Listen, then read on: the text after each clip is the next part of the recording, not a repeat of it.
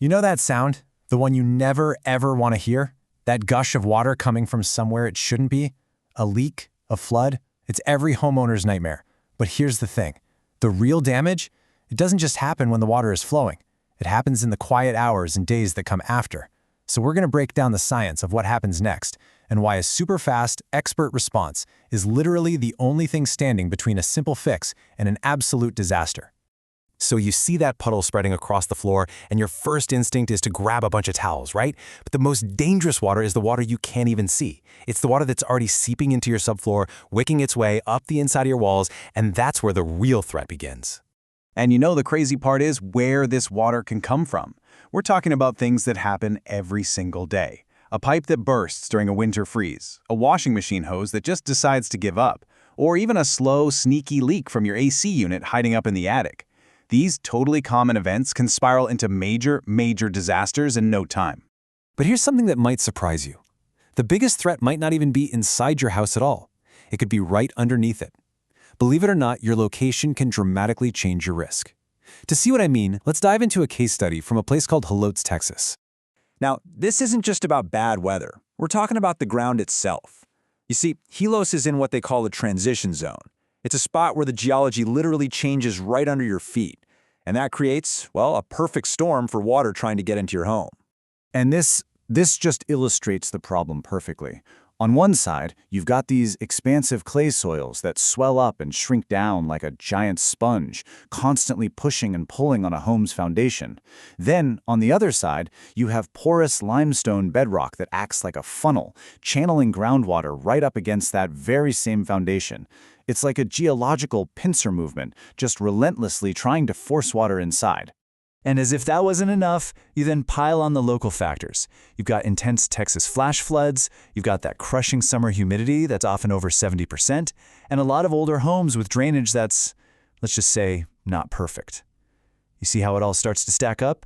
What starts as a little regional quirk becomes a constant, relentless threat for the people living there. Okay, so we get how the water gets in. But the thing that really turns a little water incident into a full-blown crisis is time. Once that water is inside, a clock starts ticking, and you have a very, very small window to act before the damage gets way, way worse. Just look at how fast this thing escalates. In the very first hour, the damage is silent. Water is just soaking into everything. But within a day, your house actually starts to change physically. Drywall swells. Your beautiful wood floors start to buckle. But here it is, the crucial moment, 48 hours. That is the biological deadline when mold starts to grow, threatening not just your house, but your family's health. You wait a week, you're not dealing with water damage anymore. You're dealing with a hazardous contamination problem. So, let's burn this number into our brains. 48. In a humid place like the Texas Hill Country, that's your window. Just 2 days. That's all it takes for a simple water problem to morph into a complex, hazardous mold problem.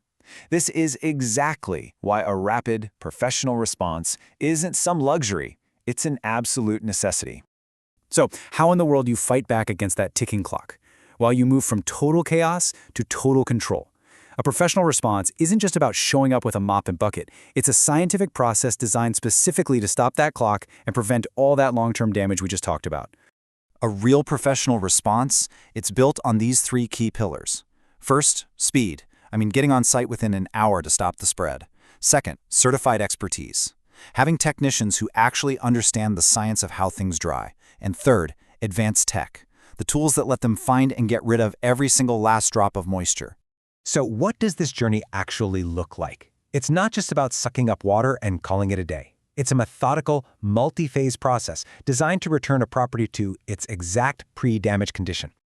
The journey back to normal basically happens in 3 big stages. First is the emergency phase. Stop the source and get the bulk of the water out, fast. Second is the science phase. This is the critical drying and daily monitoring. And finally, you've got the restoration phase, making sure the home is not just dry, but safe and put back together again. And that first step is just incredibly powerful. We are not talking about a shop vac from your garage here. Professionals use these commercial truck-mounted extractors that can literally pull 200 gallons of water an hour. This is all about removing the standing water as quickly as humanly possible to just stop the damage in its tracks. But getting the standing water out, that's just the beginning. The real expertise, the real magic, is in what comes next, the science of drying. This is all about dealing with the moisture you can't see, the water that's trapped inside your walls, under your floors, and deep inside the bones of your house. And look, this isn't just guesswork, it's a governed science. The entire industry is guided by the IICRC. Think of them as the global authority that sets the non-negotiable science-based rules for drawing a building safely and effectively.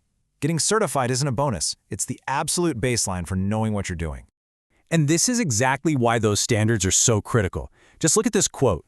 Incomplete drying is a time bomb. It leads to mold, rot, and even structural failure that might not show its ugly face for months, long after you thought the problem was completely solved. This slide right here perfectly captures the whole point. To your hand, a wall might feel bone dry, but a thermal imaging camera, it sees the truth. It reveals that cold, dark signature of a hidden pocket of moisture that's trapped inside, just waiting to cause problems. They make the invisible visible. And that thermal camera is just one tool in their arsenal. I mean, they show up with the whole shebang. Moisture meters that tell them the exact water content of wood and drywall, these massive dehumidifiers that can pull gallons and gallons of water vapor right out of the air, and HEPA air scrubbers to capture any mold spores that got kicked up. It is a full-scale scientific operation. So the big question is, how long is my house going to be filled with all this equipment? Well, it's definitely not a quick fix. Proper drying takes time. We're talking anywhere from 3 to 5 days for a smaller issue, all the way up to a week or even more for really heavy saturation. The key takeaway here is this. The equipment doesn't leave until the scientific instruments, not someone's hand, confirm the job is 100% done. And that brings us to the ultimate goal. It's not about making things look dry. It's about using science and technology to prove that the structure has been returned to its normal, safe, pre-damage moisture levels. That is the only way to guarantee the long-term health and safety of the property. So we're left with this one last and honestly pretty critical question.